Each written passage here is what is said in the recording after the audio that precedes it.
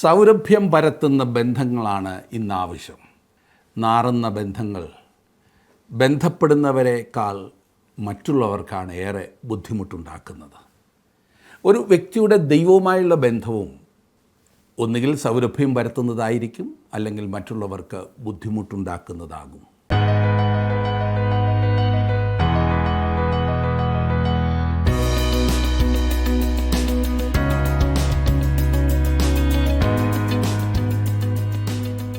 ജീവസന്ദേശത്തിൻ്റെ ഈ പ്രോഗ്രാമിലേക്ക് എല്ലാ പ്രിയപ്പെട്ടവർക്കും സ്വാഗതം.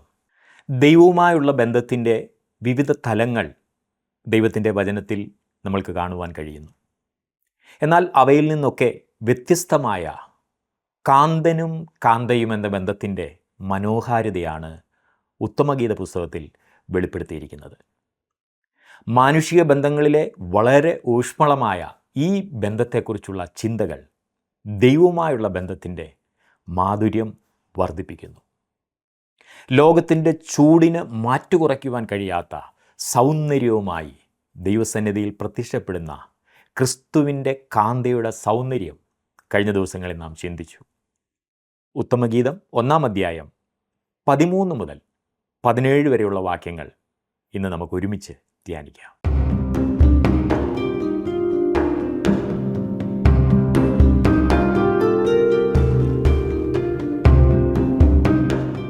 ഹൃദയത്തിൽ നിറഞ്ഞു നിൽക്കുന്നത് മാത്രമേ പെട്ടെന്ന് പുറത്തു വരൂ. എന്താണ് ഹൃദയത്തിൽ നിറഞ്ഞു നിൽക്കേണ്ടത്?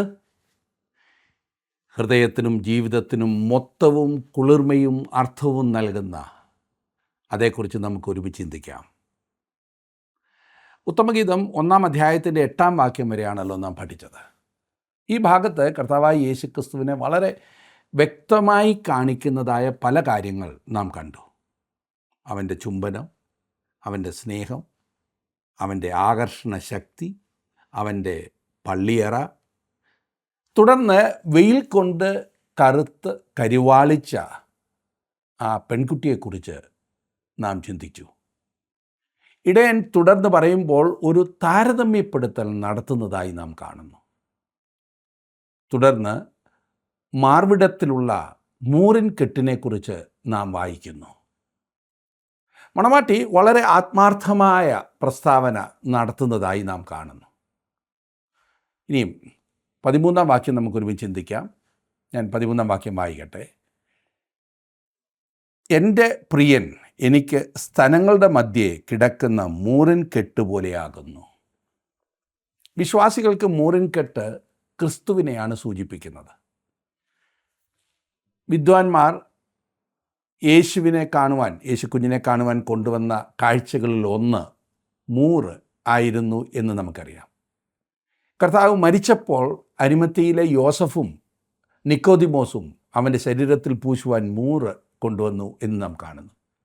ജനനം മുതൽ മരണം വരെയുള്ള അവൻ്റെ സമ്പൂർണ്ണ ജീവിതത്തെയാണ് ഈ മൂറ് സൂചിപ്പിക്കുന്നത്. അതെ, ക്രിസ്തു താങ്കളുടെ ഹൃദയത്തിലും താങ്കളുടെ മാർവിടത്തിലും എപ്പോഴും ഉണ്ടായിരിക്കേണ്ടത് ആവശ്യമാണ്. അവനെക്കുറിച്ച് ധ്യാനിക്കുന്നത്, രാത്രിയിൽ ഭീതി ഉളവാകുമ്പോൾ, നിരാശ അനുഭവപ്പെടുമ്പോൾ അവങ്കിലേക്ക് ചാരുന്നത് ഏറ്റവും മനോഹരമായ കാര്യമത്രേ.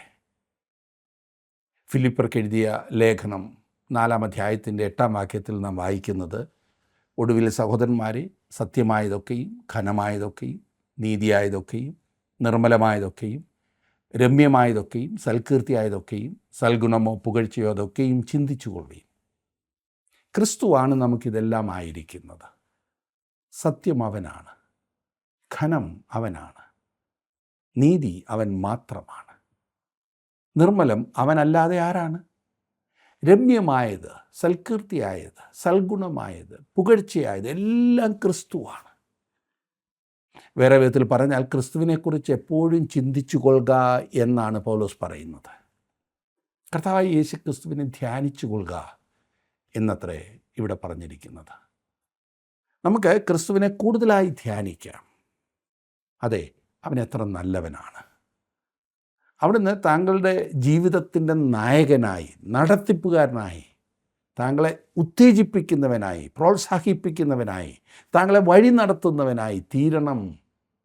അവനുമായുള്ള കൂട്ടായ്മ താങ്കൾക്ക് ഏറ്റവും ആനന്ദം നൽകുന്നതായിരിക്കും. അവൻ്റെ സ്നേഹവും കൃപയും കരുണയും എല്ലാം നിങ്ങളുടെ വകയാകുന്നു. താങ്കൾ ചെയ്യേണ്ട ഒരേ ഒരു കാര്യം ഹൃദയത്തിൻ്റെ വാതിൽ തുറക്കുക. യേശു ഇപ്പോഴും താങ്കളുടെ ഹൃദയവാതിൽക്കൽ മുട്ടിക്കൊണ്ടാണ് ഇരിക്കുന്നത്. താങ്കൾ അവന് വേണ്ടി ഹൃദയം തുറന്ന് ജീവിതത്തിൽ രക്ഷിതാവും കർത്താവുമായി അവനെ അംഗീകരിക്കുക. അവിടുന്ന് താങ്കളുടെ ജീവിതത്തിൽ സന്തോഷവും സമാധാനവും ഉള്ളതാക്കി തീർക്കും. എൻ്റെ ഒരു സ്നേഹിതൻ ഇപ്രകാരം പറഞ്ഞു, രാത്രിയിൽ ഞാൻ ഉറങ്ങുവാനായി പോകുമ്പോൾ ഒടുവിലായി ചെയ്യുന്ന കാര്യം മുകളിലേക്ക് നോക്കി കർത്താവായ യേശുവേ, ഞാൻ അങ്ങയെ സ്നേഹിക്കുന്നു എന്ന് പറയും. ഞാൻ എന്നെ ശ്രദ്ധിക്കുന്ന പ്രിയ സ്നേഹിതരോട് ചോദിക്കട്ടെ, താങ്കൾ യേശുവിനോട് അങ്ങനെ പറയാറുണ്ടോ? അതേ സുഹൃത്തെ, നമുക്ക് ക്രിസ്തുവിനെക്കുറിച്ച് ചിന്തിക്കാം. അവിടുന്ന് എത്ര അത്ഭുതവാനാണ്, അവിടുന്ന് എത്ര മാധുര്യവാനാണ്. അവൻ്റെ സ്നേഹം അനുഭവിച്ചിട്ടുള്ള ആർക്കും തന്നെ ആ സ്നേഹമില്ലാതെ പിന്നെ ജീവിക്കുവാൻ കഴിയുകയില്ല. ഏതെങ്കിലും ചില ചടങ്ങുകൾ കൊണ്ടോ ഒരു ചെറിയ പഠന ക്ലാസ്സിൽ സംബന്ധിച്ചത് കൊണ്ടോ സംതൃപ്തി അടങ്ങി കഴിയുന്ന ഒരു വ്യക്തിയാകുന്നു താങ്കളെങ്കിൽ വാസ്തവത്തിൽ വളരെയേറെ നഷ്ടപ്പെടുത്തിക്കൊണ്ടാണ് താങ്കളിപ്പോൾ ഇരിക്കുന്നത്. ഞായറാഴ്ച രാവിലെ പോയിട്ട് ആരാധനക്രമം മുഴുവൻ കാണാതെ ചൊല്ലി, വിശ്വാസ പ്രമാണവും ചൊല്ലി, കർത്താവിൻ്റെ പ്രാർത്ഥനയും ചൊല്ലി, ഒരു ചെറിയ ചടങ്ങ് കഴിഞ്ഞ് വരുന്നതാകുന്നു ആരാധന അല്ലെങ്കിൽ ക്രിസ്തീയ ജീവിതം എന്ന് പറഞ്ഞാൽ എത്ര മഠയത്തരമാണല്ലേ. താങ്കളുടെ ഹൃദയത്തിൽ ആഴത്തിലിറങ്ങിയാണോ ഈ പറയുന്ന കാര്യങ്ങളൊക്കെ ചെയ്യുന്നത്? ഈ പറഞ്ഞ ചെറിയ ചെറിയ കാര്യങ്ങളിൽ സംതൃപ്തി അടയുന്നതാണോ ക്രിസ്ത്യ ജീവിതം? താങ്കൾക്കും എനിക്കും അനുഭവിക്കുവാൻ കഴിയുന്നത് പലതും നാം നഷ്ടപ്പെടുത്തുന്നു. രാത്രിയിൽ കിടക്കുന്നതിന് മുൻപ് ഒരു പ്രാർത്ഥന ചൊല്ലിയതുകൊണ്ടും രാവിലെ വേറെ എന്തെങ്കിലും ചടങ്ങ് നിർവഹിച്ചതുകൊണ്ടും പലരും സംതൃപ്തിപ്പെട്ടിരിക്കുകയാണ്. താങ്കളുടെ ജീവിതത്തിൻ്റെ കേന്ദ്ര ബിന്ദു ക്രിസ്തു ആയിരുന്നെങ്കിൽ, ജീവിതത്തിൽ ആവേശം കൊണ്ടുവരുന്നവൻ അവനായിരുന്നെങ്കിൽ, കൂട്ടായ്മ നൽകുന്നവൻ അവനായിരുന്നെങ്കിൽ, സന്തോഷം നൽകുന്നവൻ അവനായിരുന്നെങ്കിൽ, അങ്ങനെ എല്ലാം അവനായിരുന്നെങ്കിൽ, അവിടുത്തെ കൃപയും സ്നേഹവും കരുണയും എല്ലാം താങ്കളുടേതാണ്. അനുഭവിക്കൂ, ആസ്വദിക്കൂ. ഒരിക്കലും അവനെ ആ കാര്യത്തിൽ പരിമിതിപ്പെടുത്തരുത്. അവിടുന്ന് നമുക്ക് സകലത്തിനും മതിയായവനാകുന്നു. ഇനിയും മണവാട്ടി മണവാളനിലുള്ള തൻ്റെ സന്തോഷത്തെക്കുറിച്ച് പറയുന്നത്, അതായത് തൻ്റെ രസത്തെക്കുറിച്ച് പറയുന്നത് ഒന്ന് ശ്രദ്ധിച്ചാലും 14 വാക്യം, എൻ്റെ പ്രിയൻ എനിക്ക് എൻഗതി മുന്തിരിത്തോട്ടങ്ങളിലെ മൈലാഞ്ചി പൂക്കുല പോലെ ഇരിക്കുന്നു. പ്രിയനെ മൈലാഞ്ചി പൂക്കുലയോട് ഉപമിച്ചിരിക്കുന്നത് ശ്രദ്ധിക്കുക. എത്ര മനോഹരമായ സംഗതിയല്ലേ. എൻ്റെ പ്രിയൻ എനിക്ക് എൻഗതി മുന്തിരിത്തോട്ടങ്ങളിലെ മൈലാഞ്ചി പൂക്കുല പോലെ ഇരിക്കുന്നു. ചാവുകടൽ തീരത്തുള്ള ഒരു പ്രദേശമാണ് ഈ എൻഗതി. മണലാരണ്യത്തിലെ മനോഹരമായ മരുപ്പച്ചകളിൽ ഒന്നാണ് ഈ എൻഗതി. അവിടെ നീരുറവകളുണ്ട്. ദാവീദ് ശൗലിൽ നിന്ന് ഒളിച്ചിരുന്ന വിജനപ്രദേശമാണല്ലോ എൻഗതി. ഈ കാര്യം നിങ്ങൾ ഓർത്തിരിക്കണം. അത് ഒളിച്ചിരിക്കാൻ നല്ല സ്ഥലമായിരുന്നു. എൻഗതി വിവിധ തരത്തിലുള്ള കുറ്റിച്ചെടികൾ വളർന്നിരുന്നതായ ഒരു സ്ഥലമായിരുന്നു. മരുഭൂപ്രദേശത്ത് വളരെ മനോഹരമായ ഒരു സ്ഥാനമായിരുന്നു ഈ പറഞ്ഞത്. അതുപോലെ എൻഗതിയിലെ മുന്തിരിത്തോട്ടങ്ങളിലെ മൈലാഞ്ചി പൂക്കുല പോലെയാണ് മണവാളൻ എന്നത്രേ ഈ മണവാട്ടി പറയുന്നത്. സൗരഭ്യം കൊടുക്കുന്ന ആ പൂക്കുലകളോട് കൂടിയ മനോഹര വൃക്ഷങ്ങളുടെ ഒരു നിര പോലെയാണ് അവളുടെ പ്രിയൻ. നമ്മുടെ കാന്തനായ ക്രിസ്തുവിനെ ഇവിടെ ആകർഷണീയനായ, സൗന്ദര്യവാനായ, സകലവും തികഞ്ഞവനായി വെളിപ്പെടുത്തിയിരിക്കുകയാണ് ചെയ്യുന്നത്. യേശുക്രിസ്തു അവൻ്റെ ആളത്വത്തിൽ എത്രമാത്രം സൗന്ദര്യമുള്ളവനായിരുന്നു എന്ന് നിങ്ങൾ ചിന്തിച്ചിട്ടുണ്ടോ? അവൻ വന്ന് നമ്മുടെ മനുഷ്യത്വം തൻ്റെ മേലേറ്റെടുത്തു. അവൻ എല്ലാവിധത്തിലും നമ്മെപ്പോലെ പരീക്ഷിക്കപ്പെട്ടു. എന്നാൽ അവൻ പാപമില്ലാത്തവനായിരുന്നു. അവനിൽ പാപമൊട്ടുമില്ലായിരുന്നു, യേശിട്ട് പോലുമില്ലായിരുന്നു. അവൻ എത്ര അത്ഭുതവാൻ! അവിടുത്തെ വ്യക്തിത്വത്തിൽ ഒന്നും വികൃതമായിരിക്കുന്നില്ല. എല്ലാം പൂർണ്ണമായി ചേർന്ന വ്യക്തിയാണ് കർത്താവായ യേശുക്രിസ്തു. പഴയ നിയമത്തിൽ ഭോജനയാഗം ക്രിസ്തുവിൻ്റെ വ്യക്തിത്വത്തിൻ്റെ നേർത്ത സ്വഭാവത്തെ ചൂണ്ടിക്കാണിക്കുന്നതായിരുന്നു. അത് ശരിക്കും പൊടിച്ച മാവായിരുന്നു. എങ്ങും തരിയായോ മുഴച്ചു നിൽക്കുന്നതായോ അതിനകത്തൊന്നും ഉണ്ടായിരുന്നില്ല. നമുക്കെല്ലാം നമ്മുടേതായ ബലഹീനതകളുണ്ട്. ഏതെങ്കിലും ഒരു ഭാഗം മുഴച്ചു നിൽക്കും. വികൃതമായ ചില സ്വഭാവങ്ങൾ, നമ്മുടേതായ ചില പ്രത്യേകതകൾ, വിരൂപതകൾ. എന്നാൽ നമ്മുടെ കർത്താവ് അങ്ങനെ ആയിരുന്നില്ല. അവൻ ഈ പറയുന്ന ബാലലീലകൾ ഒന്നും ഉണ്ടായിരുന്നില്ല. അവിടുന്ന് പൂർണ്ണ ദൈവമായിരുന്നു. പലരും തങ്ങളുടെ ബലഹീനതകളെ മറയ്ക്കുവാനും അതിൽ തുടരുവാനും ദൈവങ്ങളെ ഉണ്ടാക്കും. അതെ, ബലഹീനതകൾ അവരിൽ ആരോപിക്കുന്നു, ഈ ദൈവങ്ങളിൽ ആരോപിക്കുന്നു. തങ്ങളിലുള്ള അതേ കുഴപ്പങ്ങൾ ഈ ദൈവങ്ങളിലുമുണ്ട് എന്ന് പറഞ്ഞ് ഈ കൂട്ടർ രക്ഷപ്പെടുവാൻ ശ്രമിക്കും. എന്നാൽ യേശു ആരും ദൈവമാക്കിയവനല്ല, ദൈവമായവൻ മനുഷ്യനായതാണ്. അവിടുന്ന് വിശുദ്ധനാണ്, പാപമില്ലാത്തവനാണ്. അവൻ പാപികളോട് വേർപെട്ടവനാണെന്നാണ് ബൈബിൾ പറയുന്നത്. തൻ്റെ മനുഷ്യാവതാരത്തിൽ അവൻ പൂർണ്ണ മനുഷ്യനായിരുന്നു. അവൻ മനോഹര രൂപിയായിരുന്നു. മൈലാഞ്ചിക്കുല പോലെ ആയിരുന്നു എന്നാണല്ലോ നമ്മൾ വായിച്ചത്. അവനെ കണ്ടിട്ട് യോഹന്നാൻ സ്നാപകൻ അവനെക്കുറിച്ച് വളരെ താല്പര്യത്തോടും പ്രാഗൽഭ്യത്തോടും കൂടെ ഇതാ ലോകത്തിൻ്റെ പാപത്തെ ചുമന്നഴിക്കുന്ന ദൈവത്തിൻ്റെ കുഞ്ഞാട് എന്ന് പറയുവാൻ ഇടയായി. സുഹൃത്തെ, നിങ്ങൾ അവനെ ശ്രദ്ധിക്കുമെങ്കിൽ നിങ്ങളുടെ ആത്മാക്കൾക്ക് ജീവൻ കണ്ടെത്തുവാൻ കഴിയും. അതെ, സങ്കീർത്തനക്കാരൻ പറയുന്നത് പോലെ യഹോവ നല്ലവൻ എന്ന് രുചിച്ചറിവീൻ. കർത്താവായ യേശുക്രിസ്തു ഒരു യാഗമായിരുന്നു. ക്രിസ്തുവും നിങ്ങളെ സ്നേഹിച്ച് നമുക്ക് വേണ്ടി തന്നെത്താൻ സൗരഭ്യവാസനയായ വഴിപാടും യാഗവുമായി അർപ്പിച്ചതുപോലെ സ്നേഹത്തിൽ നടപ്പീൻ എന്ന് നാം വായിക്കുന്നു. ക്രിസ്തു എനിക്കും നിങ്ങൾക്കും വേണ്ടി ചെയ്തതിൽ ദൈവം പൂർണ്ണമായി സംതൃപ്തനാണ്. അവൻ ക്രിസ്തുവിൽ സംതൃപ്തനാണ്. ഇവൻ എൻ്റെ പ്രിയപുത്രൻ, ഇവനെ ഞാൻ പ്രസാദിച്ചിരിക്കുന്നു എന്ന് ദൈവം പറഞ്ഞു. ദൈവം എന്നെക്കുറിച്ച് അങ്ങനെ പറഞ്ഞില്ല. ദൈവം എന്നെ ശ്രദ്ധിച്ചുകൊണ്ടിരിക്കുന്ന നിങ്ങളിൽ ആരെക്കുറിച്ചും അങ്ങനെ പറഞ്ഞിട്ടുണ്ടോ എന്നെനിക്കറിയില്ല. ഇല്ലെന്നാണ് എൻ്റെ വിശ്വാസം. എന്നാൽ യേശുവിൽ താൻ പ്രസാദിച്ചിരിക്കുന്നു എന്ന് പിതാവായ ദൈവം പ്രസ്താവിച്ചു. പ്രിയ സുഹൃത്തെ, താങ്കൾ യേശുവിൽ സംതൃപ്തനാണോ? അനേകം ആളുകൾ യേശുവിൽ സംതൃപ്തരാണെന്ന് ഞാൻ കരുതുന്നില്ല. അങ്ങനെ ആയിരുന്നെങ്കിൽ മറ്റ് പല കാര്യങ്ങളിൽ സംതൃപ്തി കണ്ടെത്തുവാനുള്ള ഈ നെട്ടോട്ടം ഓടില്ലായിരുന്നു, ഈ പരക്കം പാച്ചിൽ അവർ നിർത്തിയേനെ. മനുഷ്യർ പുതിയ പുതിയ കാര്യങ്ങൾ അന്വേഷിച്ചു കൊണ്ടിരിക്കുന്നു. എന്തോട്ടമാണ്! യേശുക്രിസ്തു എത്ര നല്ലവനാണ്! എൻ്റെ പ്രിയൻ എനിക്ക് എൻഗതി മുന്തിരിത്തോട്ടങ്ങളിലെ മൈലാഞ്ചി പൂക്കുല പോലെയായിരിക്കുന്നു. ഈ മൈലാഞ്ചി പൂക്കുലയിൽ ശ്രദ്ധേയമായ മറ്റൊരു കാര്യം കൂടിയുണ്ട്. കർത്താവായ യേശുക്രിസ്തുവിൻ്റെ ഏകത്വത്തിന് തിരുവചനത്തിൽ വലിയ പ്രാധാന്യം നൽകിയിട്ടുണ്ട്. അവൻ പിതാവിൻ്റെ ഏകജാതനായ പുത്രനാണ്. അവൻ ഒരേ ഒരു നല്ല ഇടയനാകുന്നു. അവൻ ഏകസത്യ മുന്തിരിവള്ളിയാകുന്നു. അവൻ ലോകത്തിൻ്റെ ഏക വെളിച്ചമാകുന്നു. അവൻ പിതാവിൻ്റെ ഒരേ ഒരു ദാസനാകുന്നു. പാപത്തിന് വേണ്ടിയുള്ള ഏക യാഗവും അവൻ തന്നെയാണ്. അവൻ ഏക വഴിയും ഏക സത്യവും ഏക ജീവനുമാകുന്നു. അവൻ്റെ പൂർണ്ണമായ ഏകത്വത്തിൽ അനന്തമായ നിറവുണ്ട്. അവൻ സൗരഭ്യം നിറഞ്ഞ പൂക്കുലയാകുന്നു. അവനിലൊരു ഏകത്വമുണ്ട്. എന്നാൽ അവനിൽ സകലവുമുണ്ട്.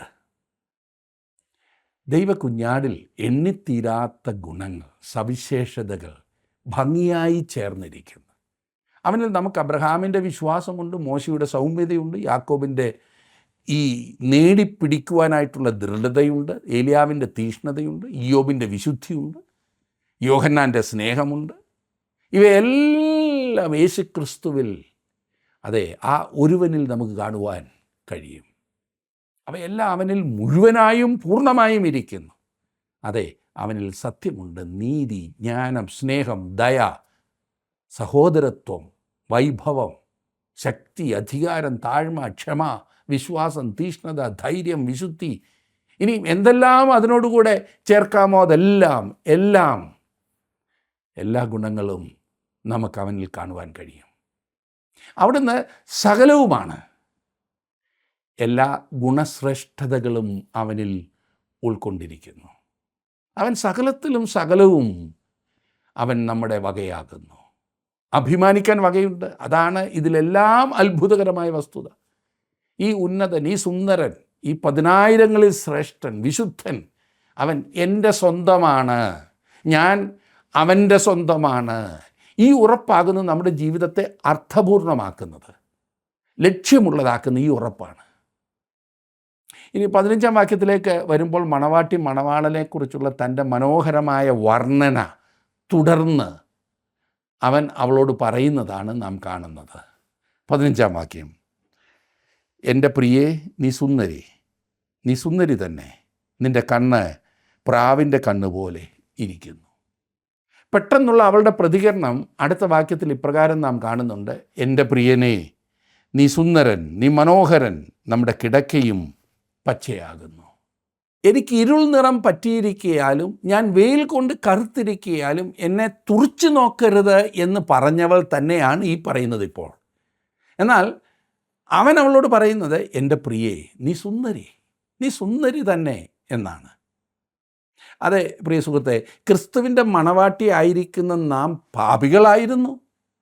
ദാനിയേലിനോട് ചേർന്ന് നമുക്ക് ഇപ്രകാരം പറയുവാൻ കഴിയും. ദാനിയേൽ 9:5 നാം വായിക്കുന്നു: കർത്താവേ, ഞങ്ങൾ പാപം ചെയ്തു, വികടമായി നടന്നു, ദുഷ്ടത പ്രവർത്തിച്ചു, ഞങ്ങൾ മത്സരിച്ച് നിൻ്റെ കൽപ്പനകളും വിധികളും വിട്ടുമാറിയിരിക്കുന്നു. ദൈവ പൈതലായിരിക്കുന്ന ഓരോരുത്തരും ഏറ്റുപറഞ്ഞ് സമ്മതിക്കേണ്ടതും ഇത് തന്നെയാണ്. എന്നാൽ നമ്മുടെ കർത്താവായ യേശുക്രിസ്തു നമുക്ക് വേണ്ടി പക്ഷവാതം ചെയ്യുന്നു, മധ്യസ്ഥത അണയ്ക്കുന്നു. തൻ്റെ മഹാപുരോഹിത പ്രാർത്ഥനയിൽ യോഹന്നാൻ്റെ സുവിശേഷം 17-ാം അധ്യായത്തിൽ കർത്താവ് അതിൻ്റെ 6-ാം വാക്യത്തിൽ ഇപ്രകാരം പറഞ്ഞു: അവർ നിനക്കുള്ളവരായിരുന്നു, നീ അവരെ എനിക്ക് തന്നു, അവർ നിൻ്റെ വചനം പ്രമാണിച്ചിരിക്കുന്നു എന്ന്. എനിക്ക് നിങ്ങൾക്കും വേണ്ടി മധ്യസ്ഥത ചെയ്തുകൊണ്ടിരിക്കുന്ന മഹാപുരോഹിതനാണ് കർത്താവായ യേശുക്രിസ്തു. നാം ക്രിസ്തുവിൽ ആയിരിക്കുന്നത് കൊണ്ട് പിതാവ് നമ്മിൽ യാതൊരു അതിക്രമവും കാണുന്നില്ല, യാതൊരു അനീതിയും കാണുന്നില്ല. ദൈവം ഇസ്രായേലിനെയും ക്രിസ്തുവിലാണ് കണ്ടത്. അതുകൊണ്ടാണ് ഇസ്രായേലിനെ ശപിക്കുവാൻ ദൈവം ബിലെയാമിനെ അനുവദിക്കാതിരുന്നത്. കഥ ഓർക്കുന്നില്ലേ? ആ വിധത്തിലാണ് ദൈവം ഇന്ന് നമ്മെയും കാണുന്നത്. അതെ, ദൈവം നമ്മെ കൈകാര്യം ചെയ്തു കൊള്ളും.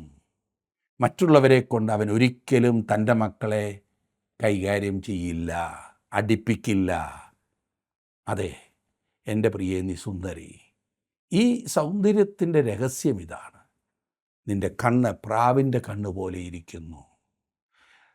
നിഷ്കളങ്കതയുടെയും സ്ഥിരതയുടെയും പ്രതീകമാണ് പ്രാവുകൾ. അവളുടെ കണ്ണുകൾ പ്രിയനിൽ ഉറപ്പിച്ചിരിക്കുകയാണ്. അവളുടെ സൗന്ദര്യമെല്ലാം മണവാളൻ്റെ പ്രതിഫലിപ്പിക്കപ്പെടുന്ന സൗന്ദര്യമാണ്. യേശു ഇപ്രകാരം പറഞ്ഞു: ശരീരത്തിൻ്റെ വിളക്ക് കണ്ണാകുന്നു, കണ്ണ് ചുവള്ളതെങ്കിൽ നിൻ്റെ ശരീരം മുഴുവനും പ്രകാശിതമായിരിക്കുമെന്ന്. അതുപോലെ തന്നെ മുഴുവൻ സൗന്ദര്യമുള്ളതും ആയിരിക്കും. കണ്ണ് കേടുള്ളതെങ്കിലോ നിൻ്റെ ശരീരം മുഴുവനും ഇരുണ്ടതായിരിക്കും. ഒരു വിശ്വാസി ക്രിസ്തുവിനോടൊപ്പം മറ്റെന്തെങ്കിലും കാണുന്നുവെങ്കിൽ ക്രിസ്തുവിൻ്റെ നോട്ടത്തിൽ അവന് സൗന്ദര്യം ഒന്നും തന്നെയില്ല. യേശു ഇപ്രകാരം പറഞ്ഞു, മത്തായി എഴുതിയ സുവിശേഷം 10-ാം അധ്യായം 37-ാം വാക്യം: എന്നേക്കാൾ അധികം അപ്പനെയോ അമ്മയെയോ പ്രിയപ്പെടുന്നവൻ എനിക്ക് യോഗ്യനല്ല, എന്നേക്കാൾ അധികം മകനെയോ മകളെയോ പ്രിയപ്പെടുന്നവൻ എനിക്ക് യോഗ്യനല്ല. നിങ്ങൾ കർത്താവായ യേശു ക്രിസ്തുവിലാണോ താങ്കളുടെ കണ്ണ് പതിപ്പിച്ചിരിക്കുന്നത്? അവനെ മാത്രം നോക്കുന്നതായ, അവൻ്റെ സൗന്ദര്യം മാത്രം ആസ്വദിക്കുന്നതായ ആ മനോഭാവമാണോ? ഇതിന് ഉത്തരം കാണേണ്ടത് ഏറ്റവും പ്രധാനപ്പെട്ട കാര്യമാണ്. ക്രിസ്തുവിനോടുള്ള നമ്മുടെ സമർപ്പണം വെറും വാക്കുകളിലല്ല, ജീവിതങ്ങളിൽ വെളിപ്പെടേണ്ടത് ആവശ്യമാകുന്നു. നിൻ്റെ കണ്ണ് അവനിൽ പതിഞ്ഞിരിക്കുന്നു എങ്കിൽ അവൻ്റെ സൗന്ദര്യം നിന്നിൽ പ്രതിഫലിച്ച് കാണും.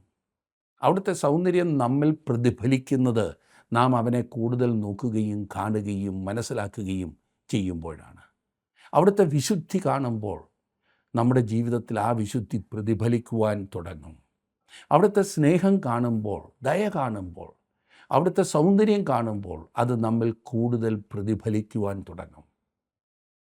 മണവാളൻ മണവാട്ടിയോട് അവൾ എത്ര സുന്ദരിയായിരിക്കുന്നു എന്ന് പറഞ്ഞു. ഇപ്പോൾ അവൾ തിരിഞ്ഞ് അനേക കാര്യം അവനോട് പറയുന്നു. ഞാൻ 16-ഉം 17-ഉം വാക്യങ്ങൾ ഒന്ന് വായിക്കട്ടെ. 16-ാം വാക്യം: എൻ്റെ പ്രിയനെ നീ സുന്ദരൻ, നീ മനോഹരൻ, നമ്മുടെ കിടക്കയും പച്ചയാകും. നമ്മുടെ വീട്ടിൻ്റെ ഉത്തരം ദേവദാരുവും കഴുക്കോൽ സരളവൃക്ഷവും ആകുന്നു. വിശ്വാസികളായ നമുക്ക് മണവാളൻ സുന്ദരനാണ്. അവൻ എല്ലാ വിധത്തിലും മനോഹരൻ തന്നെ. വിശുദ്ധ അഗസ്തിനോസ് എഴുതി, അവൻ സ്വർഗത്തിൽ സുന്ദരൻ, ഭൂമിയിൽ സുന്ദരൻ, കന്യകയുടെ ഉദരത്തിൽ സുന്ദരൻ, അവൻ്റെ മാതാപിതാക്കന്മാരുടെ കരങ്ങളിൽ സുന്ദരൻ, അത്ഭുതങ്ങളിൽ സുന്ദരൻ, അവൻ്റെ അടിപ്പിണരുകളിൽ അവൻ സുന്ദരൻ, അവൻ്റെ ജീവൻ വെച്ചതിൽ അവൻ സുന്ദരൻ, അത് വീണ്ടും തിരികെ പ്രാപിക്കുന്നതിൽ അവൻ സുന്ദരൻ, ക്രൂശിൽ സുന്ദരൻ, കല്ലറയിൽ സുന്ദരൻ. ഈ വിധത്തിലാണ് അഗസ്തിനോസ് യേശുവിനെക്കുറിച്ച് വിവരിച്ചിരിക്കുന്നത്. അവൻ സുന്ദരൻ.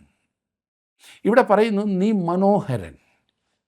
തിരുനിവാസത്തിലെ പാട്ടിനെ വിവരിക്കുന്ന വാക്കാണ് ഇവിടെ ഉപയോഗിച്ചിരിക്കുന്നത്.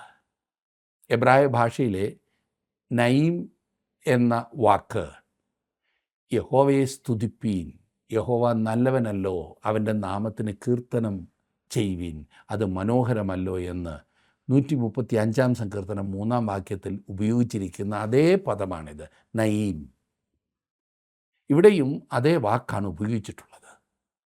ക്രിസ്തു സുന്ദരനാണ്, മനോഹര രൂപിയാണ്. ക്രിസ്തുവിൽ നിന്ന് എന്തുകൊണ്ട് ആരെങ്കിലും അകന്നോടിപ്പോകുവാൻ ശ്രമിക്കുന്നു? അതെ, അവിടുത്തെ സൗന്ദര്യം വാസ്തവത്തിൽ അവരെ അസ്വസ്ഥരാക്കുന്നുണ്ടാകും. അവൻ അത്ഭുതവാനാണ്. സ്നേഹിതന്മാർക്കും ഈ വാക്ക് ഉപയോഗിക്കാറുണ്ട്. ദാവീദ് തൻ്റെ സ്നേഹിതനായിരുന്ന യോനാഥാനെക്കുറിച്ച് ഇപ്രകാരം പറഞ്ഞു, യോനാഥാനെ, എൻ്റെ സഹോദര, നിന്നെ ചൊല്ലി ഞാൻ ദുഃഖിക്കുന്നു, നീ എനിക്ക് അതിവത്സലനായിരുന്നു. ഇവിടെ ഉപയോഗിച്ചിരിക്കുന്ന അതേ പദം, മനോഹരനായിരുന്നു, സുന്ദരനാണ്.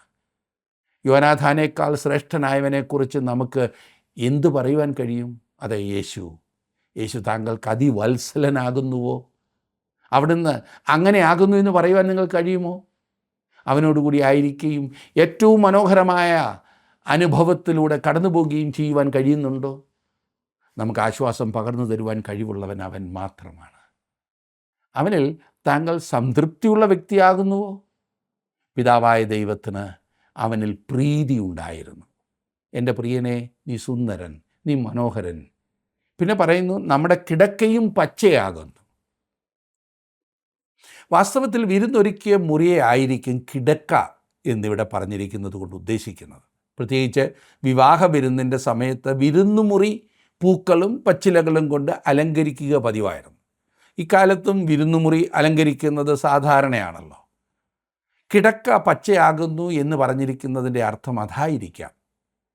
എന്നിരുന്നാലും ഇത് അവർ ആദ്യം തമ്മിൽ കണ്ടുമുട്ടിയ ആടുകളെ മേയ്ക്കുന്ന പച്ചപ്പുൽപ്പരപ്പിൽ വെച്ചായിരുന്ന അവസ്ഥയും ആകാവുന്നതാണ്. അതിൻ്റെ സൂചനയായിരിക്കാം. ഇവിടെ ഒരുപക്ഷെ നമുക്ക് ലഭിക്കുന്നത് ആ അനുഭവമായിരിക്കും. അന്ന് അവർക്കുണ്ടായിരുന്ന ആ അനുഭവം, ആടുകൾ മേഞ്ഞുകൊണ്ടിരിക്കെ അവർ ഒരുപക്ഷെ പച്ചപ്പുല്ലിൽ ഇരുന്നിരിക്കും. അവിടെ അവർ ആദ്യമായി തമ്മിൽ പരിചയപ്പെട്ട ആ സന്ദർഭമായിരിക്കാം. സമ്പർക്കത്തിൻ്റെ സ്ഥലമായിരുന്നു അത്. 23 സങ്കീർത്തനത്തിൻ്റെ 2 വാക്യത്തിൽ ദാവീദ് ഇപ്രകാരം പറഞ്ഞിരിക്കുന്നു, പച്ചയായ പുൽപ്പുറങ്ങളിൽ അവൻ എന്നെ കിടത്തുന്നു. ആട് പച്ചയായ പുൽപ്പുറങ്ങളിൽ കിടക്കുക എന്ന് പറഞ്ഞാൽ അത് സംതൃപ്തിയെ കാണിക്കുന്നതാണ്. അത് ആവശ്യത്തിന് നിറയെ ആഹാരം കഴിച്ചിരിക്കുന്നു എന്നാണ് അവിടുത്തെ ചിത്രം. തൻ്റെ അടുക്കിലേക്ക് കടന്നു വന്ന ആശ്വാസം കണ്ടെത്തുവാനുള്ള ക്രിസ്തുവിൻ്റെ ആഹ്വാനത്തിനുള്ള ഉത്തരമാണത്. കർത്താവ് പറഞ്ഞ്, അധ്വാനിക്കുകയും ഭാരം ചുമക്കുകയും ചെയ്യുന്ന ഏവരുമേ നിങ്ങൾ എൻ്റെ അടുത്തേക്ക് കടന്നു വരിക. അങ്ങനെയുള്ളവരെ അവിടുന്ന് ക്ഷണിക്കുന്നു. അവിടെ നമുക്ക് പച്ചയായ പുൽപ്പുറങ്ങളുണ്ട്. പ്രിയ സുഹൃത്തെ, താങ്കൾ ക്ഷീണിച്ച് അവശനായിരിക്കുന്നുവെങ്കിൽ കർത്താവായ യേശു ക്രിസ്തുവിൽ താങ്കൾക്ക് ആശ്വാസം കണ്ടെത്തുവാൻ കഴിയും. ഒരു ഭക്തൻ ഈ വാക്യത്തെക്കുറിച്ച് ഇപ്രകാരം എഴുതിയിട്ടുണ്ട്, നീ ഭാരപ്പെട്ട് നിരാശയിലായിട്ട് അടുത്തിരിക്കുന്നവനെ മറികടന്ന് വിദൂരതയിൽ സമാധാനം അന്വേഷിക്കുകയാണ്. മരുഭൂമിയിലെ ഹാഗാറിനെ പോലെ തുരുത്തിയിലെ അവസാന തുള്ളി വെള്ളം തീർന്ന് നീ കിടന്ന് മരിപ്പാൻ ആഗ്രഹിക്കുകയാണ്. എന്നാൽ നീ നിൻ്റെ കാത് തുറക്കുക, എൻ്റെ അടുക്കൽ വരിക, ഞാൻ നിന്നെ ആശ്വസിപ്പിക്കുമെന്ന് പറയുന്ന ഒരാളുടെ ശബ്ദം നിനക്ക് കേൾക്കുവാൻ കഴിയും. നീ നിൻ്റെ കണ്ണ് തുറന്ന് നോക്കുക, കിണറും ചുറ്റിലും പച്ച മേച്ചിലും കാണുവാൻ കഴിയും. അപ്പോൾ പൂർണ്ണ ഹൃദയത്തോടുകൂടെ നീ ഇങ്ങനെ പറയും, എൻ്റെ പ്രിയനെ, നീ സുന്ദരൻ, നീ മനോഹരൻ, നമ്മുടെ കിടക്കയും പച്ചയാകുന്നു എന്ന്. അവൻ ആദ്യം ഭൂമിയിൽ വന്നപ്പോൾ ഒരു ഗോശാലയിലാണ് അവന് സ്ഥലം കിട്ടിയത്. അവസാനമായി അവർ അവനെ വെച്ചത് അരിമത്തിയിലെ യോസഫിൻ്റെ കല്ലറയിലായിരുന്നു. ഞാനും നിങ്ങളും അവനോടുകൂടെ പച്ചമേച്ചിലിൽ ഇരിക്കേണ്ടതിനു വേണ്ടി അവൻ ആ സ്ഥലത്തേക്ക് പോവുകയാണ് ചെയ്തത്. അവനത് സ്വയം സ്വീകരിക്കുകയാണ് ചെയ്തത്. നമ്മെ ആ അനുഗ്രഹീത അവസ്ഥയിലേക്ക് അവൻ ക്ഷണിക്കുകയാണ്, നടത്തുകയാണ്. താങ്കളുടെ ജീവിതത്തിൽ ഈ അതിമനോഹരമായ ബന്ധത്തിൽ ആശ്വാസം കണ്ടെത്തുവാൻ, ആനന്ദം കണ്ടെത്തുവാൻ സാധിക്കുന്നുണ്ടോ? ദൈവം അതിനായി നിങ്ങളെ സഹായിക്കട്ടെ, ശക്തീകരിക്കട്ടെ.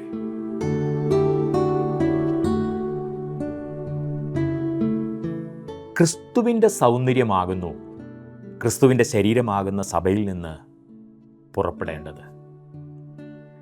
സഭ ക്രിസ്തുവിനോട് പറ്റിയിരിക്കുമ്പോൾ മാത്രമാണ് അത് സംഭവിക്കുക. ക്രിസ്തുവിൻ്റെ സൗന്ദര്യവും സൗരഭ്യവും ദൈവസഭയിലൂടെ ലോകത്തിന് വെളിപ്പെടുത്തുവാനാണ് ദൈവം ആഗ്രഹിക്കുന്നത്. അതിനുവേണ്ടി ദൈവകരങ്ങളിലേക്ക് നമ്മെ ഒരിക്കൽ കൂടി സമർപ്പിക്കാം.